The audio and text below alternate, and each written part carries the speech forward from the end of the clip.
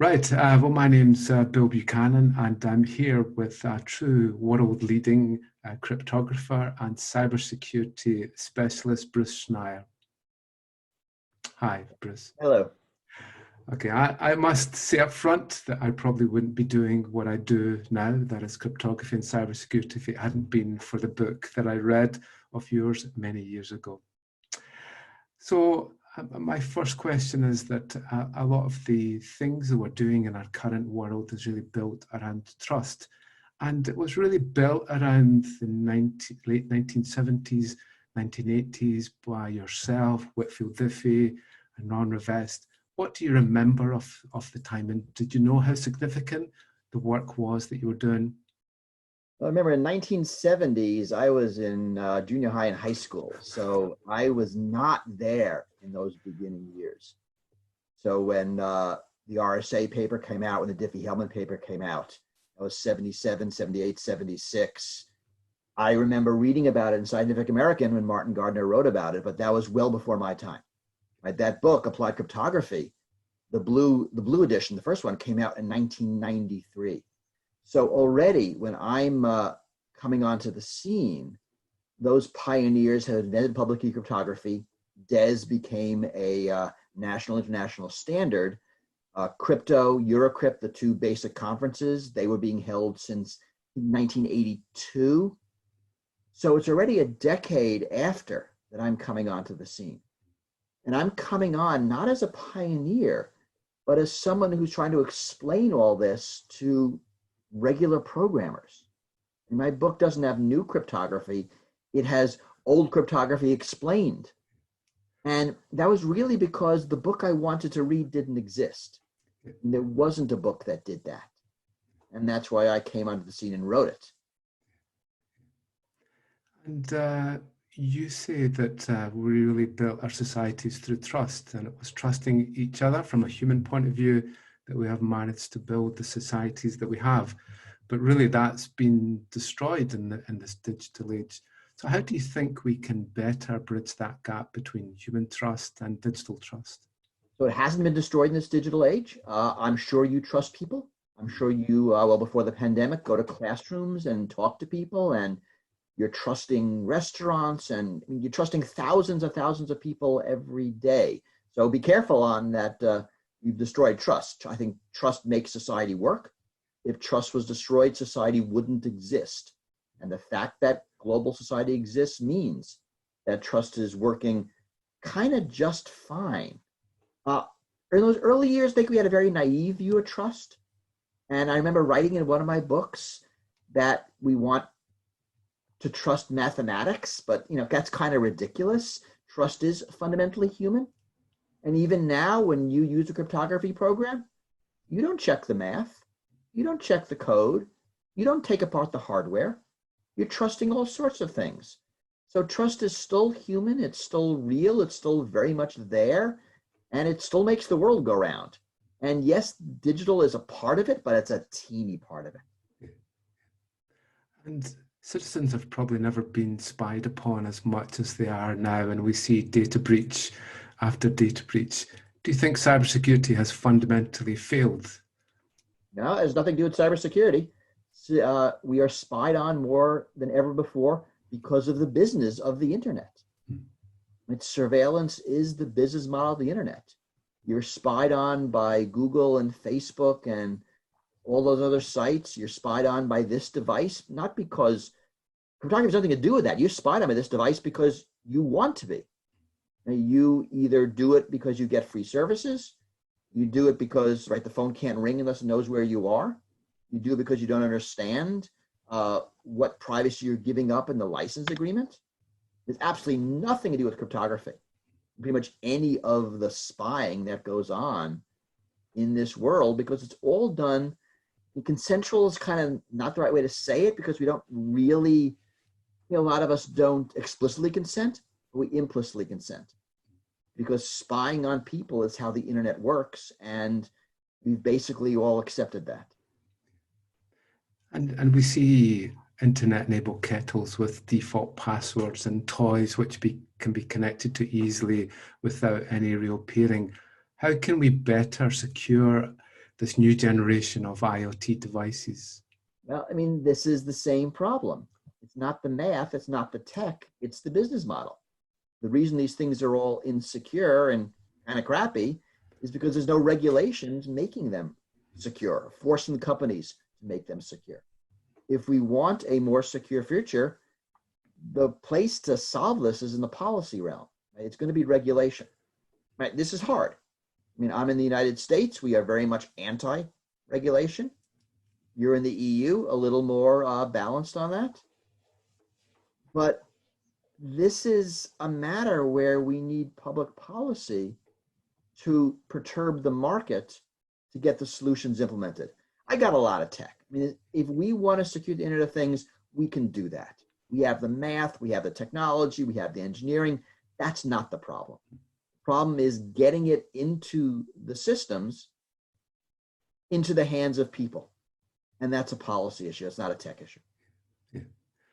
You were one of the signers for the Keys Under the Doormat document. And really that was trying to rein against any backdoors within cryptography. So it's a very difficult argument and nobody really has a solution. But how best can we create that balance between the rights of the citizen for privacy against the rights of society to protect itself? Well, the fact that you phrase it that way kind of shows where the problem is. That's not the argument. That's not the trade-off, and that's not what makes sense. This isn't a privacy versus security argument. It's a security versus security argument. And you asked about the 90s. We wrote this paper in like 96 as well, back in the first crypto wars, when it was the Clipper chip. And really the argument goes like this. There is security value in putting backdoors in these things so they can be used as investigative tools. There is security value in securing these things so the bad guys can't get at them. What's the balance there? Now, there's sort of one trade-off. If I make this secure, it's secure for the good guys and for the bad guys. If I put a backdoor in this, we can go after the bad guys, but the good guys are vulnerable. And so that's the question. And to me, because this device, and others like it, not just this, is so critical to personal, corporate, organizational, national security, that defense has to win. That the security value of making sure this can't be broken far outweighs the security value of making this vulnerable.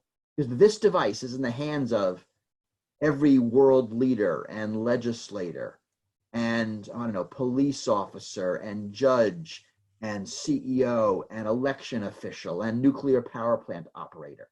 This is critical national infrastructure. Yeah. And we cannot risk having this insecure, even if it makes crimes harder to solve. Yeah. Now, it doesn't make crimes impossible to solve. I mean, one of the problems we have in the United States is that the FBI, the Justice Department, is terrible at digital forensics. I mean, they want backdoors and phones. They don't have any other tools.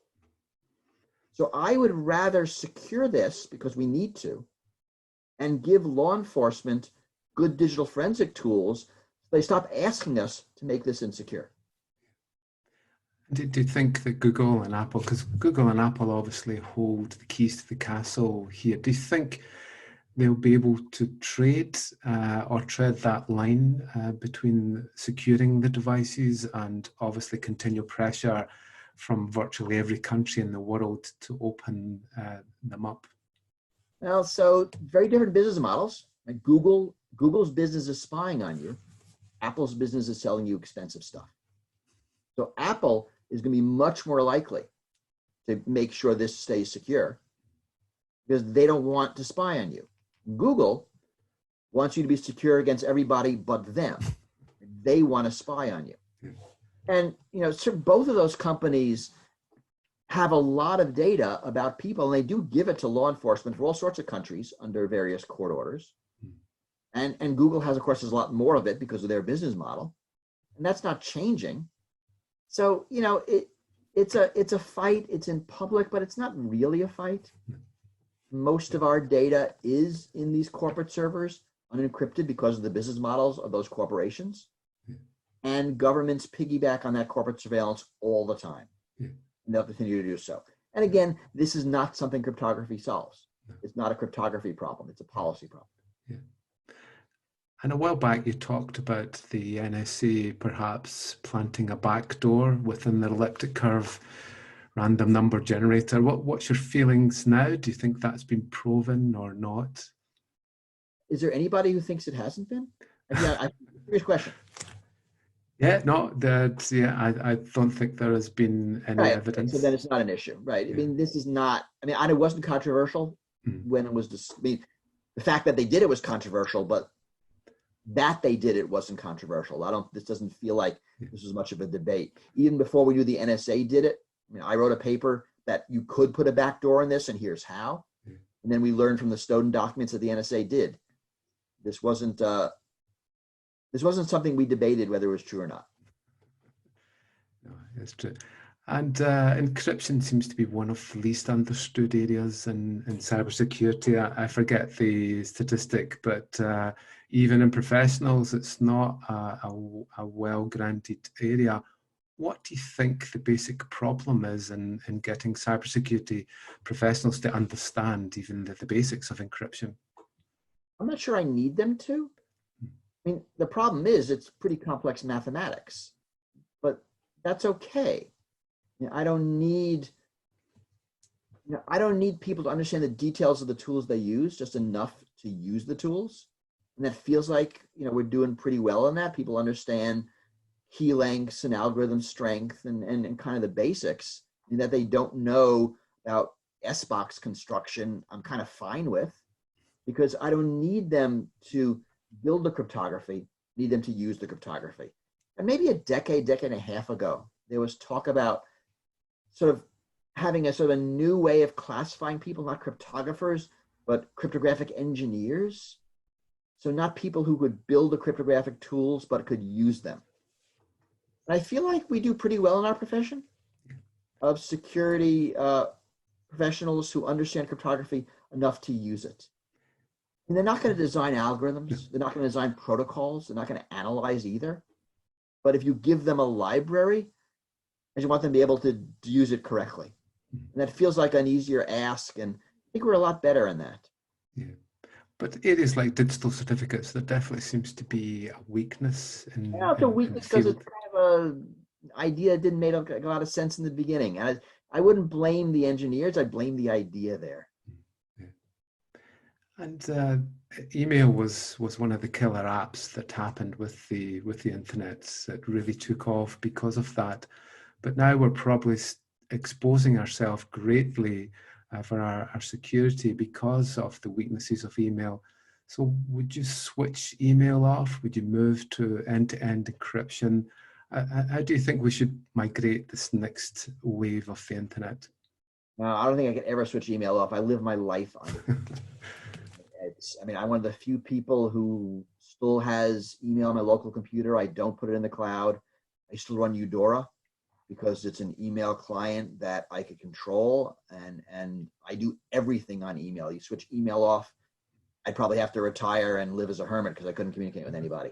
But you're right, email is pretty much impossible to secure well. And the reason is we use it for so many things. It is communication, it is archival, it's doing so much, and all those requirements kind of bang into each other, which makes it really hard to encrypt. We've had PGP for decades, and I don't use it, you don't use it, nobody uses it, even cryptographers don't use it. When I want secure communication, I use Signal, I use WhatsApp, and I will continue to do so, but I still use email for pretty much everything. How do you make it more secure? It's now more secure than ever before. Most people run email on one of a dozen different email platforms around the world. Google and Apple and Microsoft, and they're all encrypted pairwise between the two. So there's a lot more encryption between your browser and the web server, and there's encryption link, throughout the system.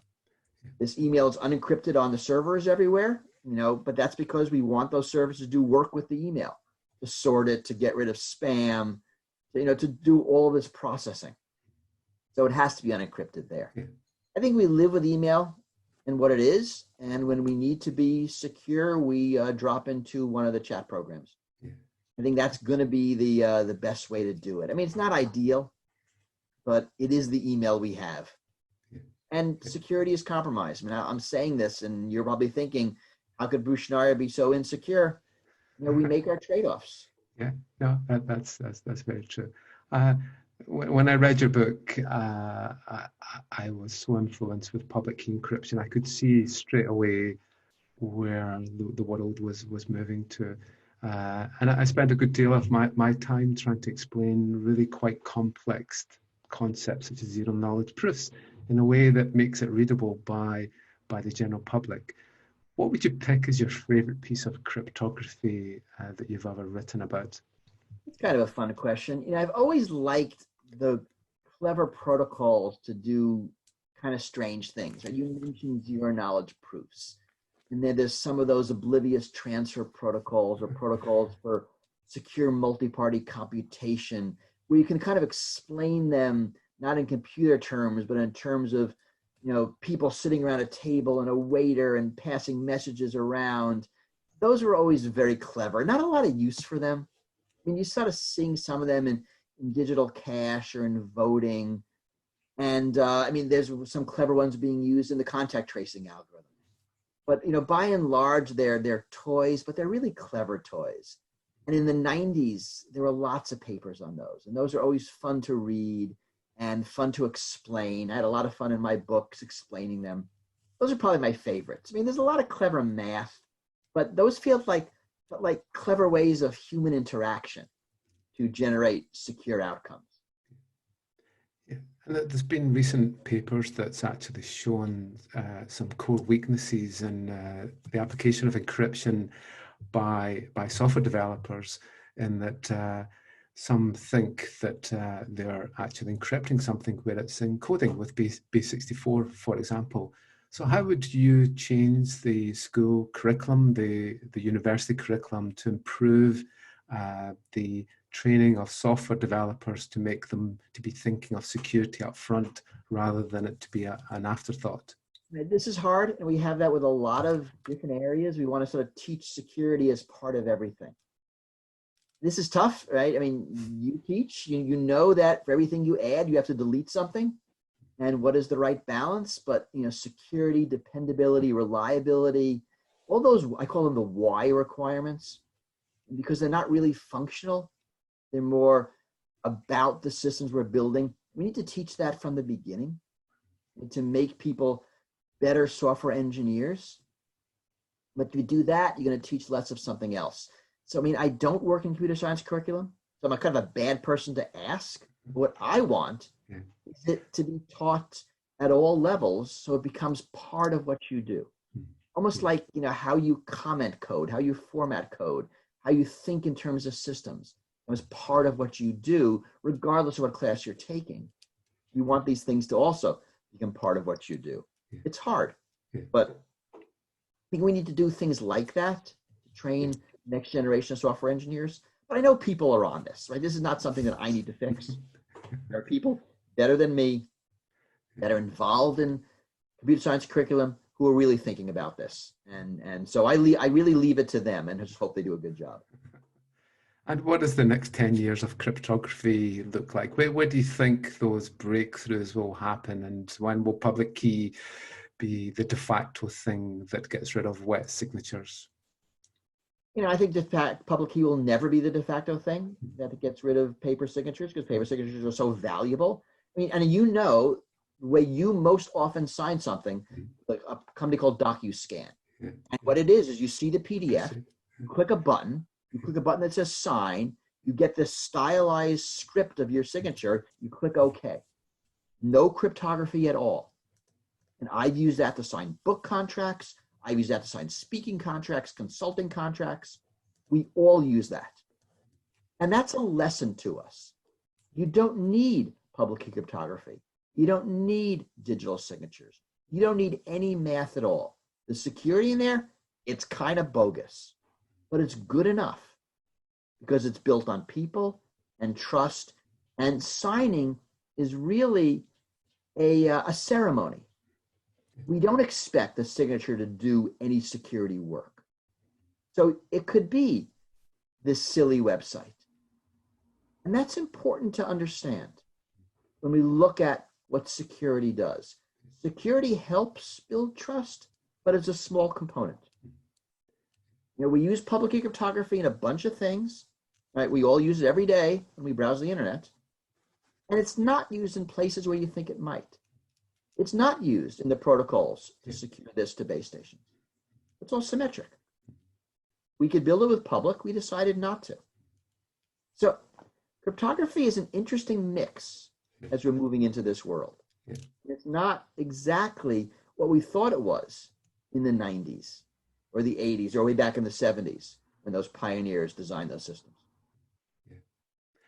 And we've moved from RSA, and RSA is struggling now because of the hard problem. Discrete logs are struggling, and luckily we found elliptic curve methods, and it's really been applied all over the place. But obviously there's a horizon coming up for those methods, as in post-quantum crypto methods. So do you think these methods are going to be broken anytime soon? Should we be planning towards this horizon? We're already planning. Right? Post-quantum cryptography is a vibrant area of research. NIST is running a competition for post-quantum or quantum-resistant algorithms. But even though a quantum computer is still, basically a toy and largely theoretical, we don't know if it'll ever solve any hard problems. We are preparing for that, and we're good at that in cryptography. We will design the math of security well in advance of the math of cryptanalysis. So I think we're doing well here. I don't know about quantum cryptography. You ask people who do the work and they'll tell you it's 10 years in the future, which is code for we have no idea. Right? 10 years in the future constantly. There are real breakthroughs. There are actual quantum computers that they do toy computations, but they're doing computations. But the engineering barriers to make this real are hard. And we actually don't know if they are go to the moon hard or faster than light travel hard. We don't know. My guess is go to the moon hard. My guess is that in my lifetime, there'll be a quantum computer that will break pretty much all the public key algorithms we use today. But by then we will easily have post-quantum cryptography. But then again, we don't know the limits of quantum cryptography. We have some upper bound algorithms, but there's a lot of gray area. It took us, 20, 30 years to understand the limitations of von Neumann computer architecture? It'd take us at least that long to understand quantum architecture. So I think that it's going to be an interesting bunch of decades ahead. I'm not worried it's not the end of security. It could be the end of public key crypto, but kind of so what? We're really good at building these symmetric key management systems. The trust assumptions are different, but they're not onerous. So, it's going to be interesting, but I don't think it'll be debilitating. I don't think it'll happen soon. But I'm willing to be wrong on all of this. Our modern world is really increasingly built around these large US companies, the cloud service providers, the Googles, Microsofts, and so on. And there's a worry that really innovators won't be able to break through as much as they have in the past. You've built your own company. You've really seen how to grow it and how to compete in a market. If you were given $100 million now, what gap would you see in the market, and how would you grow your own company? Interesting question. I actually don't have an answer to that. I'm not really sure if you're going. I mean, you do. I think give couple important points. One is this is very U.S. dominated, and I wish it wasn't. I wish there'd be more companies in the EU and sort of other democracies that are building platforms that can compete with the large US companies. And I think that would be better for everybody. And sort of more generally, I think we really need to start enforcing antitrust. That the reason that there are these large US companies that are stifling competition is because they're monopolies. And these are tech monopolies that either need to be broken up, certainly have their APIs opened up, so there is competition in the marketplace, so the new ideas can thrive, they can bubble up, but they won't get squashed or purchased. Yeah. And can you, I think this is going to be a real problem for our industry writ large in the next decade. That the entrenched monopolies today are very good right now at blocking the competitors of tomorrow. And we need to fix that. And that's going to be through antitrust reform in the United States, which I'm hoping for, I'm not optimistic, but I'm really counting on the EU right now. The EU is the regulatory superpower on the planet. EU has been enforcing antitrust greater than the US, but not nearly enough. And I want to see more of it. yeah. And could you see Amazon being split up into two? Because obviously it can cross-fertilize its business through cloud and e-commerce. I mean, Amazon and Facebook and Microsoft and Apple and sort of all of these companies, Yeah. they are in a lot of ways monopolies. Yeah. And breaking up is part of it. I think breaking up is important, but forcing companies to open their APIs. And the reason there aren't Facebook competitors, I can make a Facebook competitor. It's easy. You just have a system that scrapes Facebook, puts it in the competitor system, so you can get the best of both. Facebook did this to MySpace when MySpace was dominant and Facebook was the up-and-coming competitor. But Facebook doesn't allow that. And that is very much an anti-competitive measure. So opening up APIs, forcing compatibility, breaking up the larger companies. You don't want one social network or even 3. You want 100. And then they'll compete in all sorts of niche areas. And if their APIs are all open, they'll be compatible with each other, so you can pick the one you want and you won't lose out on the others. Right? Some of these are natural monopolies, so you really have to regulate them like you would a utility. A lot of them aren't.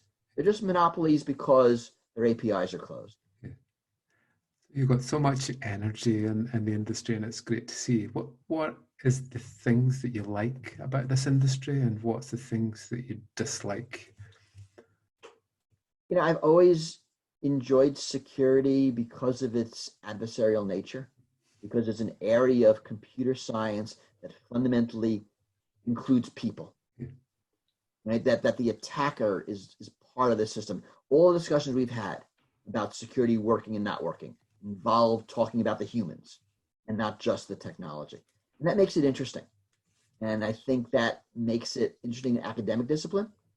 You know, when I was writing cryptanalysis papers, I had no cryptography credentials.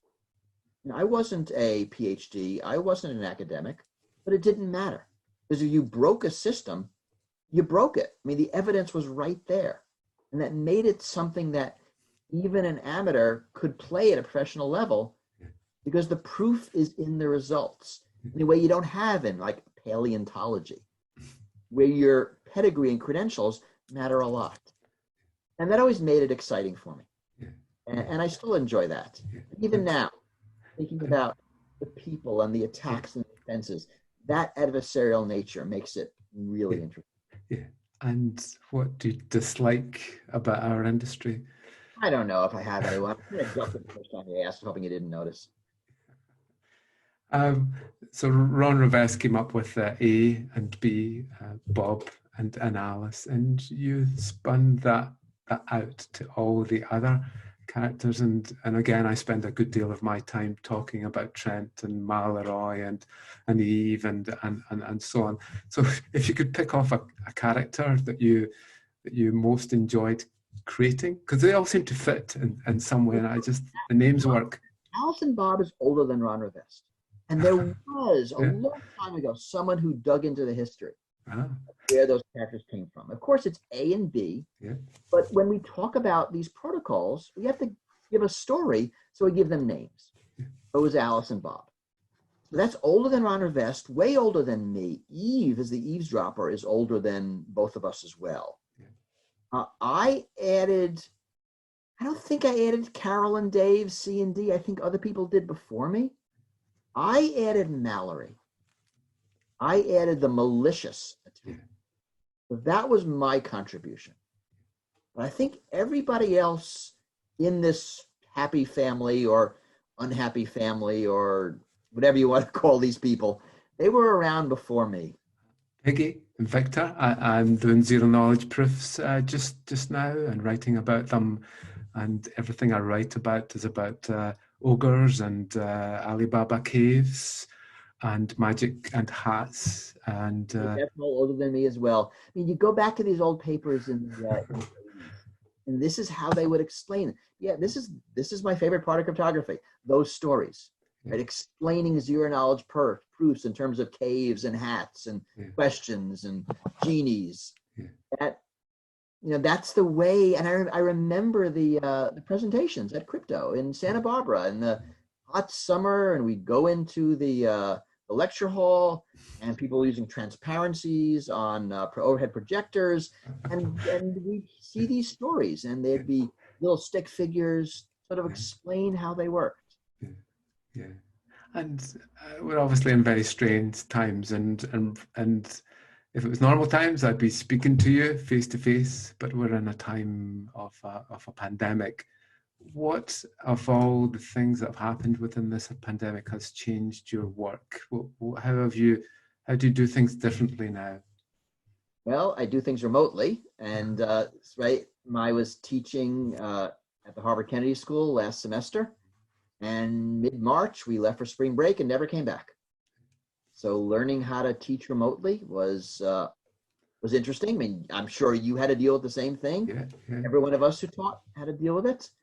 And right, there's pluses and minuses. I love the ability of Zoom to make small discussion groups because that's important when I'm teaching cybersecurity policy. But it's very hard to connect with a large class. And doing meetings online, trying to do seminars online. Here we are doing an interview. I'm in my basement. You're in some starship somewhere. And right, we're trying to make this work. There are benefits, though. It turns out getting guest speakers for your class is you don't have to fly anywhere. And that was nice. And I think this kind of has broken the taboo against remote speakers. A lot of times there are events around the world the past bunch of years that I've wanted to speak at. I've been unable to get there, and I've said, let me speak remotely. And they say, no, we can't do that. People expect you there. Well, I think that's going to change. I think now speaking remotely is not something just that Edward Snowden can do, that we all can do. And there'll be a lot more of that. I think it's been interesting. I've been able to talk to more people. I mean, in my work, I like to collaborate with people and have conversations where we just trade ideas. And that was hard to do. It's hard to get a meeting with somebody. It's hard to be there. Now it's easier because, we're all kind of bored, and having a half hour on Zoom to have a conversation is an easier ask. Now, that's tailing. There's been some Zoom fatigue and people sort of less want to do it. But, that's been nice. So I think this collapse of distance has been an unexpected pleasure of the pandemic.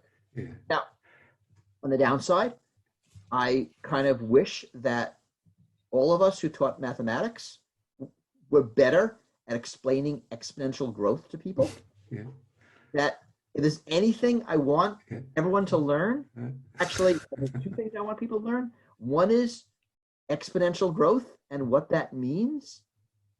And the second is a little bit more sophisticated epidemiology. But as a mathematician, teach exponential growth. No one understands it, and it turns out to be important. It is very important. And so you've obviously been a prolific writer. So which book do you think has really influenced you in your career? What book did you pick up and you changed your viewpoint on things? So I always love my most recent book. I think my book that has been most influential to people is Applied Cryptography.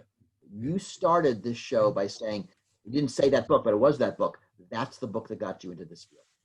And there are many people who tell me, I got into this field because of you, and it wasn't about that book, it was Applied Cryptography. Because here I am in the mid-late 90s, and there isn't a book that explains all of this to young programmers, computer scientists in an exciting, novel, interesting, hey, this is a cool way. That was probably my most influential book. Yeah. Yeah. My favorite book, the one that I think is the most influential on thinking, really is Liars and Outliers. Yeah. And that's a sociology book. Very interesting. It's not a computer book at all. It's a book about trust.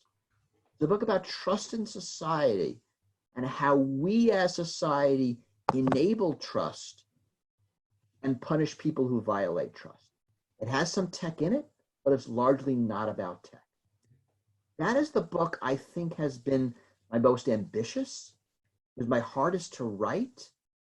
And if I'm remembered for one thing in contribution to greater thinking, that's probably what I want it to be. Yeah. Most recently, it probably is Data and Goliath, which is the only book I wrote that actually hit the New York Times bestseller list. But that was the book that probably had the most influence on the wider population of readers. Right? And you think about the time, that was a few years after Snowden. We're concerned about privacy. It was kind of as big as it was politically. So that book made a big splash. Yeah. I'm right now writing a book about hacking and hacking broader society and how that can be used as a method for systems change, for our society evolving. And it's in the early stages. I don't want to talk much more about it, but that's where my head is right today, and we'll see how that goes. Yeah. And if you weren't a cryptographer, what do you think you would be? What profession would you be in? I think my expertise, that's a bad word. I think what I do best is explain. That I take hard things and explain them into terms regular people can understand. I'm a translator, I'm an explainer. So I think I'd be doing that. If it wasn't cryptography and computer security and trust and privacy and safety and all those things and hacking, I'd be explaining something else cool and techy. I don't know what it would be, but that's where I would live, because that's what I enjoy. Okay, well, thank you, Bruce, for all your insights. Is there anything, really, one last comment that you would make, really, about cybersecurity and where it's going? I think it's going to exciting places. I mean, if I had one last question, it really is, what starship are you in? Yeah, well, this is a starship near Edinburgh, just now, and hopefully it should be docking sometime soon. Hopefully we'll all be free to do whatever it is that we want to do in the future. But it's a strange world, and hopefully when we emerge from this, it'll be a much better world. And it's made a better world because of people like you. A point of great social change. Yeah, that's good. And let's hope it's for the better. That's great. Okay, thank you, Bruce. Thank you.